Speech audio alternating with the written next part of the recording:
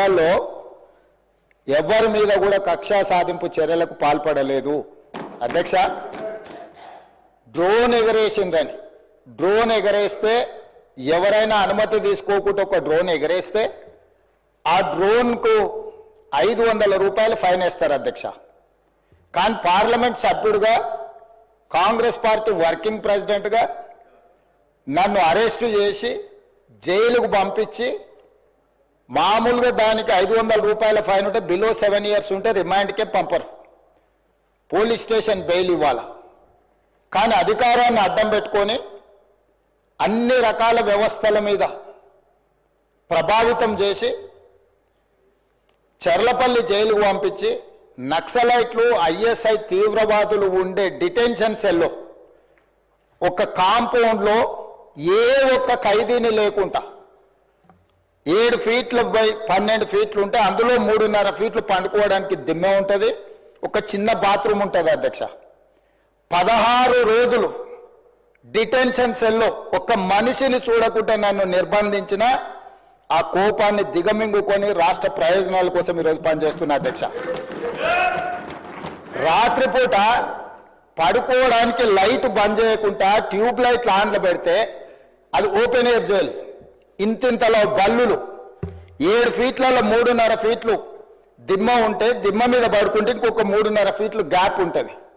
లైట్లు బంద్ చేయకుండా లైట్లు ఓపెన్ పెడితే అధ్యక్ష ఇంతింతలో బల్లులు 20-30 పైన ట్యూబ్ లైట్ ముందు పురుగులు తిరుగుతుంటే అది ఓపెన్ ఎయిర్ జైలు కాబట్టి పురుగులు వస్తే పురుగులను తినడానికి బల్లులు పరిగెత్తుతుంటే ఏ ఒక్క రోజు రాత్రి కూడా పడుకోకుండా మేల్కతో కూర్చున్న అధ్యక్ష. బయట కానిస్టేబుల్ లైట్ బంద్ చేయవా పడుకుంటా అంటే లేదు సార్ పైనుంచి ఆదేశాలు ఉన్నాయి, ఆ ట్యూబ్ లైట్లు బంద్ చేస్తే మీరు పడుకుంటారు కాబట్టి ట్యూబ్ లైట్లు ఆన్లోనే పెట్టమని. ఆ ట్యూబ్ లైట్ స్విచ్ బయట ఉంటుంది అధ్యక్ష, లోపల ఉండదు. ఆ చిన్న బాత్రూమ్ చిన్నది, కూర్చుంటే బయటకు కనిపించేటట్లు ఉంటుంది అధ్యక్ష. ఒకసారి నేను ఎమ్మెల్యేల హోమ్ కూడా నా దగ్గర ఉంది కదా, ఎమ్మెల్యేలను నేను తీసుకెళ్తా, మంత్రులను తీసుకెళ్తా. ఏ జైల్లో ఐఎస్ఐ తీవ్రవాదులను కరడుగట్టిన నక్సలైట్లను బంధిస్తారో పార్లమెంట్ సభ్యుని నన్ను 16 రోజులు అందులో బంధిస్తే 16 రోజులు రాత్రిపూట ఏ ఒక్క రోజు పడుకోలేదు అధ్యక్ష. పొద్దున పూట బయటకు వదిలినప్పుడు 6 గంటలకు వచ్చి ఖైదీలను బయటకు వదులుతారు కదా అధ్యక్ష. బయట ఒక చెట్టు ఉంటే 16 రోజులు పొద్దున పూట చెట్టు కింద పడుకున్న అధ్యక్ష. అయినా నేను కోపం ప్రదర్శించలే. ఇవన్నీ కూడా దేవుడు అనేటోడు ఉంటాడు, చూస్తాడు, అంతకు 4 ఇంతలు అనుభవిస్తారని నేను అనుకున్నా. సరిగ్గా నేను ప్రమాణ స్వీకారం చేసే రోజే నా మీద కక్ష సాధించిన వాళ్ళని దేవుడే చూపించి దావకంలో షరీక్ చేపించిండు అధ్యక్ష. నేను ఎవరిని ఏం అనాల్సిన పని లేదు. మొదటిసారి నన్ను జైల్లో ఎన్ని రోజులు పెట్టినరో వాళ్ళకి తెలుసు. నా బిడ్డ లగ్గం ఉంటే కూడా లగ్గానికి ఇంటరిం బెయిల్ 2 గంటలు పోయి లగ్గం చూడడానికి కూడా అభ్యంతరం పెట్టి ఢిల్లీ నుంచి న్యాయవాదులను తీసుకొచ్చి ఇక్కడ వాదించి ఆయన బిడ్డ లగ్గపత్రిక రాసుకోవడానికి కూడా వెళ్ళడానికి వీల్లేదు అని చెప్పి కోర్టులో వాదించిన వాదనలు అక్కడ ఉన్నాయి అధ్యక్ష. కోర్టు నాకు కండిషనల్ బెయిల్ ఇచ్చింది అధ్యక్ష. చెర్లపల్లి జైలు నుంచి ఎన్కన్వెన్షన్ ఫంక్షన్ హాల్కి పోయి నా బిడ్డ లగ్గపత్రిక రాసుకొని అక్కడి నుంచి సీదా మళ్ళీ చెర్లపల్లి జైలుకు పోయిన అధ్యక్ష. రాజకీయ కక్షా సాధింపు మీద నాదా? నా బిడ్డ లగ్గానికే పోకుంటే నన్ను అడ్డుకున్నా ఎవరికైనా అధ్యక్ష, మన పిల్లల కంటే మనకేముంటుంది అధ్యక్ష ఈ భూమి మీద? నా బిడ్డ లగ్గానికి లగ్గపత్రిక రాసుకోవడానికి కూడా అడ్డుకుంటే కూడా నేను మిమ్మల్ని ఏమనలే.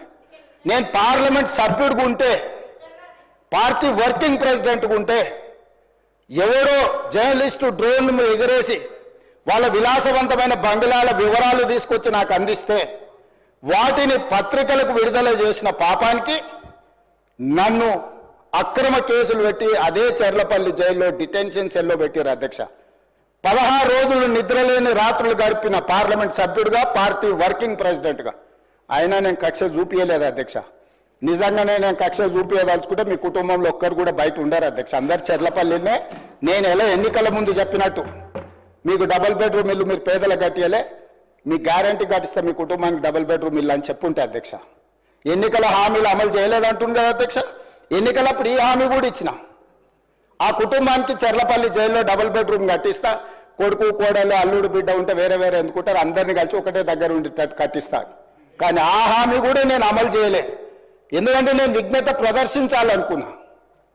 ఈ అధికారం ప్రజలు ఇచ్చింది ప్రజల సంక్షేమం కోసం, తెలంగాణ రాష్ట్ర అభివృద్ధి కోసం, పారదర్శకమైన పరిపాలన అందించడం కోసం నాకు అధికారం ఇచ్చింది.